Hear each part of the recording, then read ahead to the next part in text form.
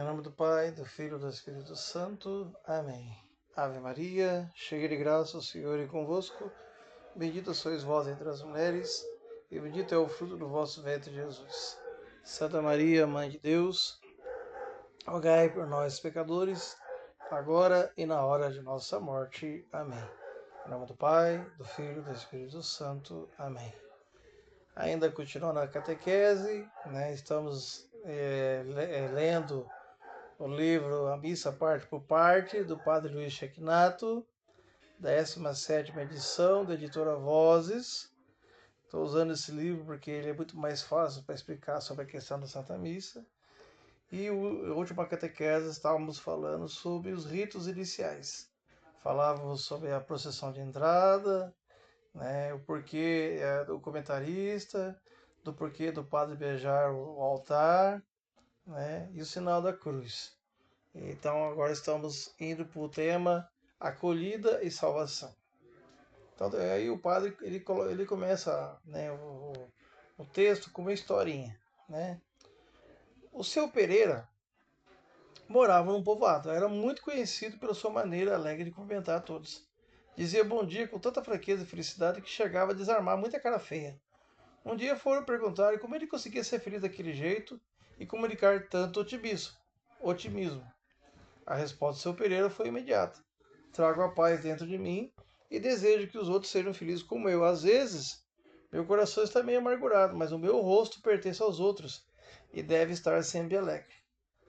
Engraçado que o padre colocou lá essa história, vai lembrar muito de São Francisco de Assis também. São Francisco de Assis falava a mesma coisa, Dizer que o nosso rosto não é nosso, é do irmão. Então você que muitas vezes anda de cara amarrada, cara feia, põe um sorriso nesse rosto, porque o seu irmão precisa de um sorriso. E aí, quando fala da questão da Santa Missa, é importante, A acolhida ela é muito importante. Ela é essencial para aquela pessoa que quer ir para a igreja, Reunidos no amor de Cristo. A essa filosofia do seu Pereira, acrescentamos a dimensão da alegria cristã, decorrente da Boa Nova, que é o Evangelho.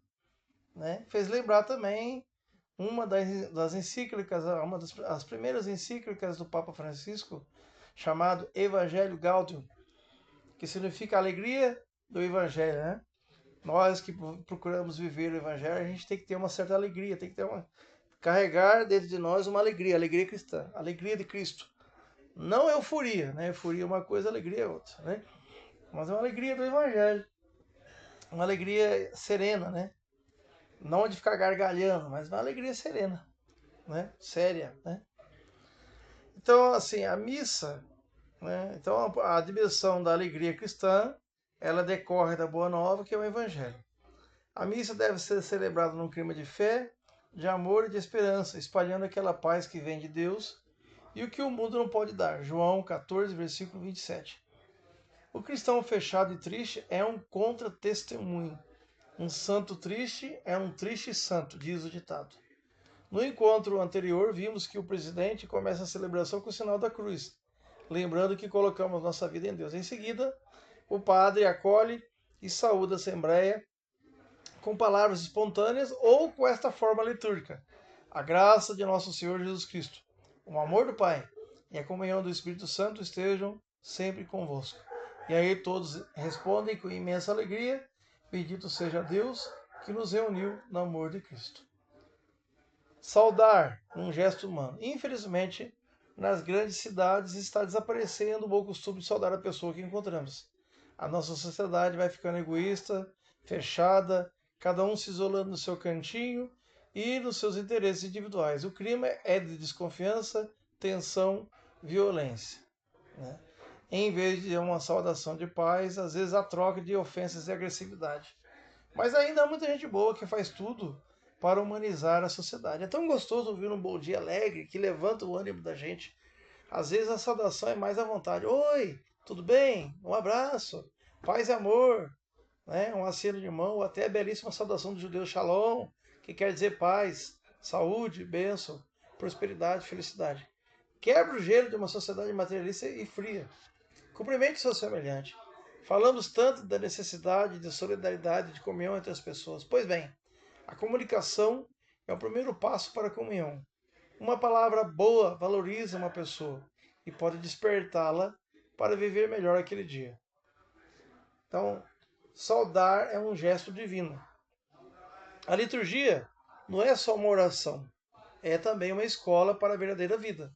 Ela nos ensina a sermos melhores no convívio com o próximo. Jesus costumava saudar as pessoas, desejando-lhes a paz. A Bíblia Sagrada coloca em nossa boca as mais belas saudações. Assim disse Boaz e Belém aos que colhiam trigo: o Senhor esteja convosco.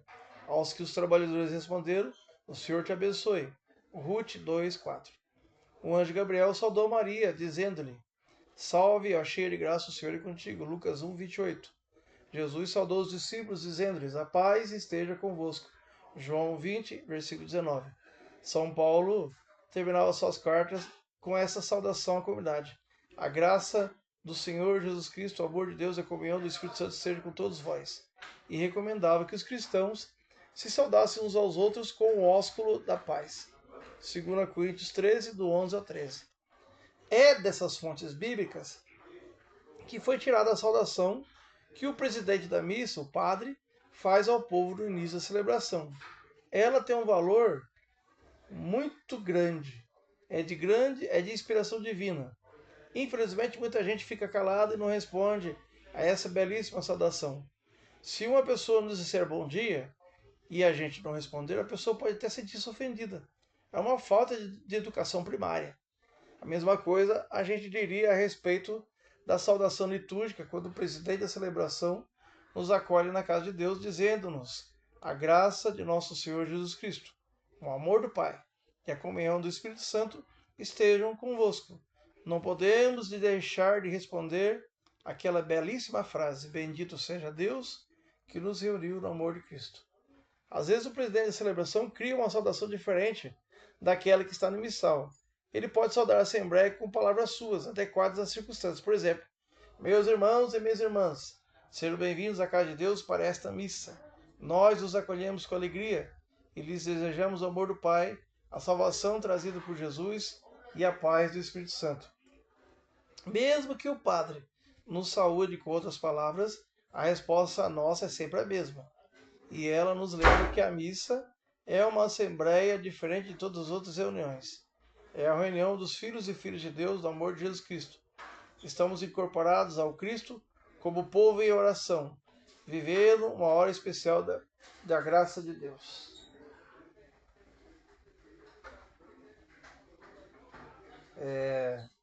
Então vamos para o ato penitencial, né? Falamos agora sobre a saudação e nós vamos agora para o ato penitencial. Tem um texto bíblico de João 8, do 3 ao 11. O texto começa assim: certa vez, os escribas e fariseus levaram a Jesus uma mulher adúltera e lhe disseram: mestre, essa mulher foi surpreendida em adultério. Segundo a lei, Moisés manda apedrejar tais mulheres. Tu, porém, o que dizes? Eles diziam assim para pô-lo à prova, a fim de ter um motivo para acusá-lo. Mas Jesus, inclinando-se, escrevia na terra com o dedo. Como insistisse numa resposta, o Senhor ergueu-se e lhes disse: quem de vós não tem pecado, atira a primeira pedra. E, inclinando-se de novo, escrevia na terra. Eles, porém, ouvindo isso, saíram um após outro, a começar pelos mais velhos. Ele ficou sozinho e a mulher permanecia lá. Então, erguendo-se, Jesus lhes disse: mulher, onde estão eles? Ninguém te condenou? Disse ela: ninguém, Senhor. E aí Jesus lhe disse: nem eu te condeno. Vai, e de agora em diante não peques mais. João 8, do 3 ao 11. Conversão de vida. Ao fazermos o ato penitencial, lembremos-nos do que Jesus nos disse: não julgueis e não sereis julgados, porque com o juízo com que julgardes, sereis julgados, e com a medida com que medirdes, sereis medidos. Por que vês o cisco no olho de teu irmão e não percebes a trave que está no teu olho? Ou como podes dizer ao teu irmão: deixa-me tirar o cisco do teu olho, enquanto tu tens uma trave no teu? Hipócrita, tira a primeira trave do teu olho, então verás melhor para tirar o cisco do teu irmão. Mateus 7, do 1 ao 5. O ato penitencial é um convite para cada um olhar dentro de si, mesmo diante do olhar de Deus, reconhecer e confessar os seus pecados e não os pecados dos outros. Há um provérbio que diz: se cada parisiense limpar a frente de sua casa, toda a cidade de Paris ficará limpa. Assim também, se cada católico, com a ajuda da graça de Deus, corrigir os seus defeitos, a igreja toda ficará mais santa. Dizem que a gente chega ao céu ou pela inocência ou pela penitência. Ora, a inocência já perdemos, só nos resta a penitência. O ato penitencial não é mera formalidade ou rito externo. Na oração, falamos com Deus que vê até os nossos pensamentos. Nosso arrependimento deve ser sincero. É um pedido de perdão que parte do coração com um sentido de mudança de vida, como o profeta Davi, que assim falou a Deus. Tem piedade de mim, ó Deus, por teu amor. Apaga minhas transgressões por tua compaixão. Lave-me inteiro de minha iniquidade e purifica-me do meu pecado. Pois reconheço minhas transgressões e diante de mim está sempre o meu pecado. Pequei contra ti somente. Pratiquei o que é mal a teus olhos. Salmo 51, ou 50, versículo 3 ao 6. Há um ditado que diz: errar é humano. Errar é humano. Reconhecer o erro é próprio do santo. Permanecer no erro é diabólico. Se soubermos aproveitar esse momento da graça, que é o ato penitencial, sairemos da igreja melhores do que entramos. Os hebreus, quando se dirigiam para o templo de Jerusalém em caravanas, cantando salmos, assim diziam: felizes aqueles que escolheis, Senhor, e acolheis para habitar em vossos átrios. Queremos saciar-nos dos bens de vossa casa, da santidade do vosso templo. Salmo 65 ou 64, versículo 5. Ora, em nossas igrejas mora alguém que é maior que o templo de Jerusalém. É o próprio Deus vivo na Eucaristia. Não estamos apenas na casa do Senhor, mas com o Senhor da casa. Assim, como limpamos os pés do capacho junto à porta, precisamos pedir que Jesus purifique o nosso coração para termos parte com Ele, que é o Santo dos Santos. Agora, tem um título aqui que vai dizer dimensão social do pecado, né? Porque o pecado ele tem uma dimensão social. Embora às vezes eu cometa um pecado que prejudique apenas a mim mesmo, mas todo pecado ele tem uma dimensão social porque ele não prejudica somente a mim, ele prejudica sempre o outro também. Então muita gente pensa que seu pecado é tão somente uma ofensa a Deus ou então é uma questão pessoal consigo mesmo, sem ter nada a ver com ninguém. Não é verdade. Todo pecado tem uma dimensão social. Sempre afeta alguém, ou a esposa, ou o marido, ou os filhos, ou os vizinhos, ou outras pessoas distantes que a gente nem conhece. O pecado fere o projeto de amor do Criador, que nos pede uma verdadeira e permanente comunhão, não só com Deus, mas com todas as pessoas que são imagem e semelhança de Deus. São João escreve: se alguém disser que ama a Deus, mas odeia o seu irmão, é um mentiroso.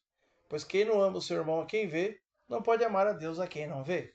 1 João 4,20. Portanto, a nossa reconciliação é com Deus e com nossos irmãos. É o próprio Jesus quem nos fala. Se estás diante do altar para apresentar a tua oferta e ali te lembrares de que teu irmão tem alguma coisa contra ti, deixa a tua oferta lá diante do altar. Vai primeiro reconciliar-te com teu irmão, depois volta para apresentar a tua oferta. Mateus 5, do 23 ao 24. Finalmente, uma observação.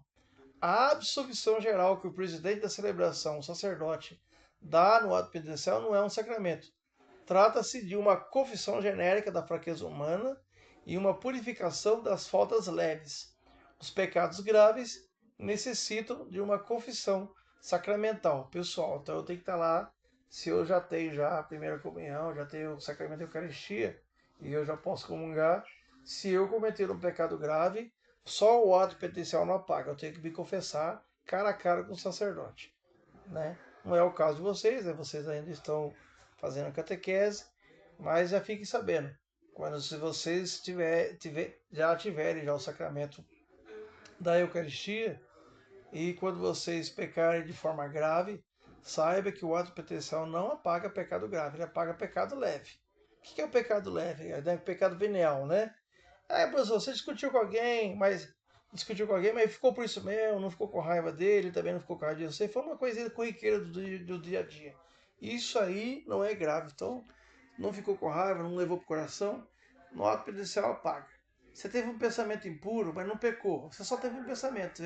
Você foi tentado, pensou coisa impura, né? Ficou pensando em bobeira, sabe? Aí o ato penitencial apaga. Não. Agora, se você cometeu um pecado grave, o que é pecado grave, né? Por exemplo, masturbação é pecado grave, é, fornicação, né? Que é ter relação sexual fora do casamento é pecado grave, adultério, né? Transar com alguém que já é casado é pecado grave. Então, tudo isso é pecado grave. Roubar alguém é grave. Então, precisa de confissão tete a tete com o sacerdote. Mas os pecados corriqueiros do dia a dia, aquela pequena ofensa que um faz pro outro, mas fica por isso mesmo, né? Um perdoa o outro e não leva pro coração. As coisas corriqueiras do dia a dia que são mais leves, né? Então o ato penitencial apaga. Então não precisa do sacerdote, né? Mas é claro que isso aí, no caso de se cometer um pecado grave, tem que se confessar com o sacerdote cara a cara. Mas isso é para quem já tem o sacramento da Eucaristia. No caso de vocês, vocês ainda estão se preparando. Mas já vai aprendendo já para quando chegar o momento, né? Vocês confessarem, porque quando vocês forem receber o sacramento da Eucaristia, um dia antes de receber o sacramento, ou talvez até no mesmo dia, vocês vão passar pelo sacerdote e vão se confessar.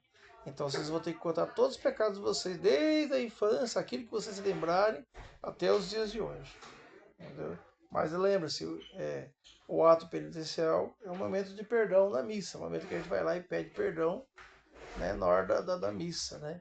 Mas não pecado, mas a gente pede perdão para aqueles pecados que são mais leves. Pecados mais graves, se faz necessário uma confissão tete a tete com o sacerdote.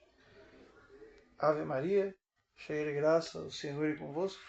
Bendita sois vós entre as mulheres, e bendito é o fruto do vosso ventre, Jesus. Santa Maria, Mãe de Deus, rogai por nós, pecadores, agora e na hora de nossa morte. Amém. Em nome do Pai, do Filho e do Espírito Santo.